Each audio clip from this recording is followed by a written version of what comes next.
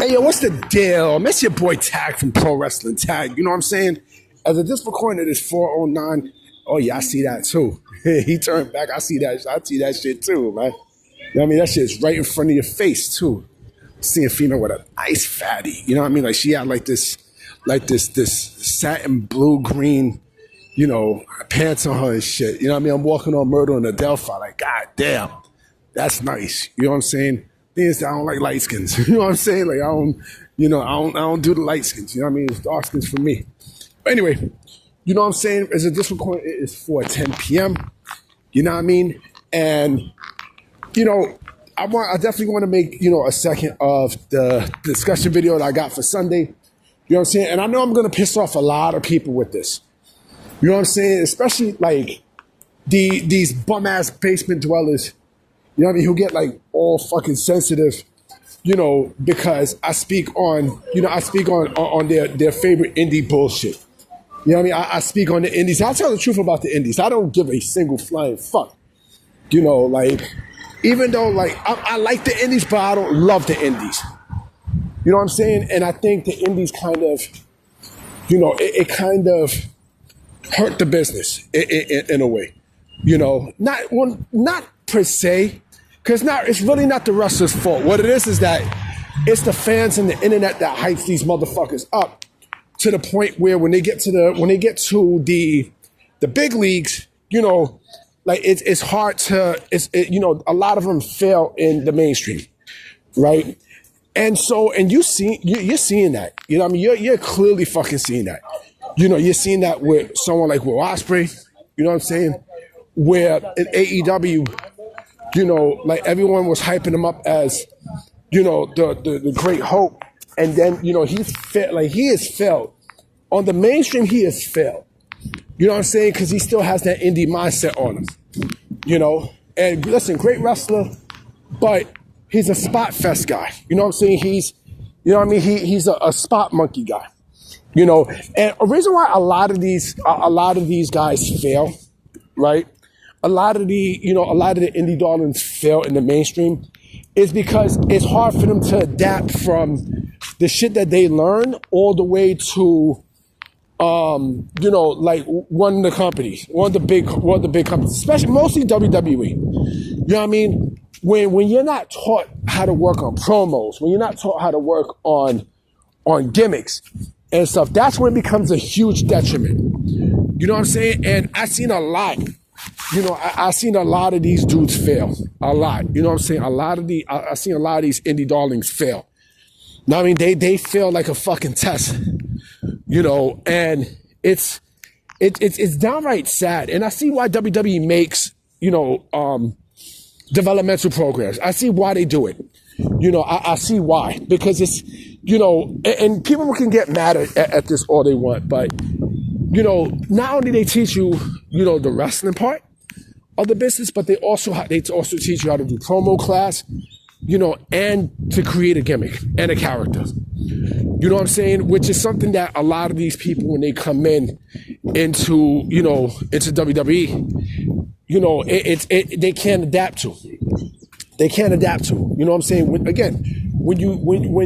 this is why I'd rather go to developmental first and foremost.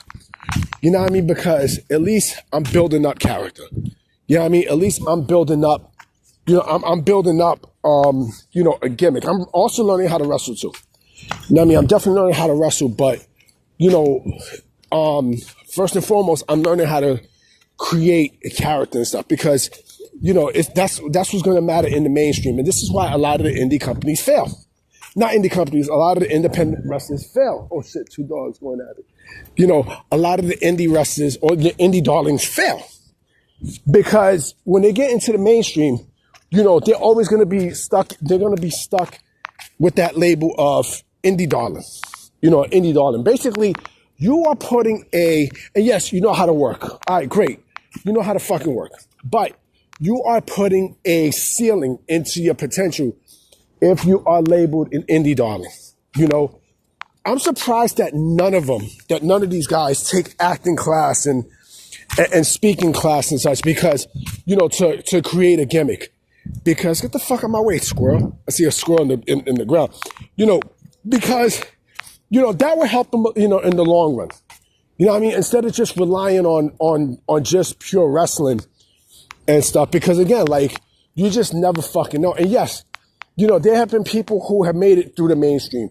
Not a lot. There are some indie darlings that, yes, have made through the mainstream, but not a whole fucking lot.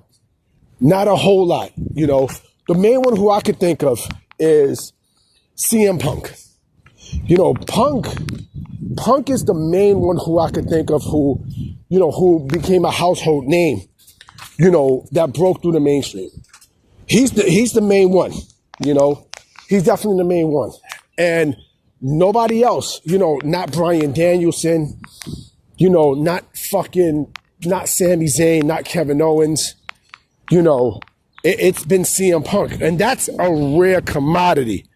That is a very fucking rare commodity and stuff, And, again, like, I understand people need to work. Great. I understand that. I clearly understand that. However, when you just stick to just wrestling and stuff, and when you get signed by these big companies and, you got to do more than wrestle, Ricochet is your greatest example ever of that, B.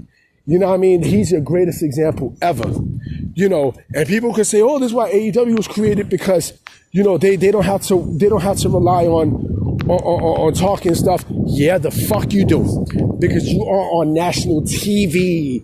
You're on national television. I mean, you are on national television, my man. Like, that means, they're expecting you to cut a promo. They're expecting you to build character, And again, there's not a lot. There definitely are not a lot of people in AEW that can cut a promo.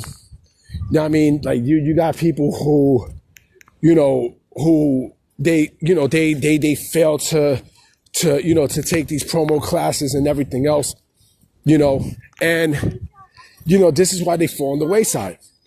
You know what I mean? This is exactly why they fall on the wayside. And, but whose fault is that though? Whose fault is that? Whose fucking fault is that? I'm not going to say it's the wrestler's fault, but then again, it could be the wrestler's fault. But also, it could be, I mean, it's half and half with the wrestlers. Some wrestlers, like depending on the training and such, but also the schools that they went to, like they don't get taught promo, they don't get taught how to do promos and everything. And it's kind of like, you get put in a fucked up situation doing that. It's like you're stuck. I mean, like you're stuck and you don't know exactly what to do, to break out of that indie label, the indie darling label, And matter of fact, the other one that actually is breaking out of that, now I'm thinking about it, is Cody Rhodes, But Cody Rhodes knew how to talk and knew how to build character even before he went to, before he left WWE to go to ROH and the Indies and, New Japan Pro Wrestling and then AEW. Like, he knew how to do that. So he's an exception, But again, if you can't do that, you're going to fall into the wayside. And this is why a lot fail. A lot fail because, in the mainstream, because, like they're not prepared for what it's, for what's there to come. This is why NXT was so important. This is why NXT was an important piece. This is why, Triple H, when he created NXT, he instilled that into those guys, like how to cut promos and all this other stuff, right? And, I mean, and it worked. It worked, but it seems like in AEW, it's just, there's nothing there. You know what I'm saying? Like, they don't even do that in AEW. Because all they want to do is give you big fucking matches. Oh, we're going to have a big match. We're going to have Kazuchika Okada versus Kenny Omega for the 6th fucking time. You know what I'm saying? For the 6th time. And there you go. But I'm about to be out, guys. You know what I'm saying? I might come back with another video tonight. You know what I'm saying? Because I have to, I got to do laundry and stuff. But I will definitely holler at y'all. Peace.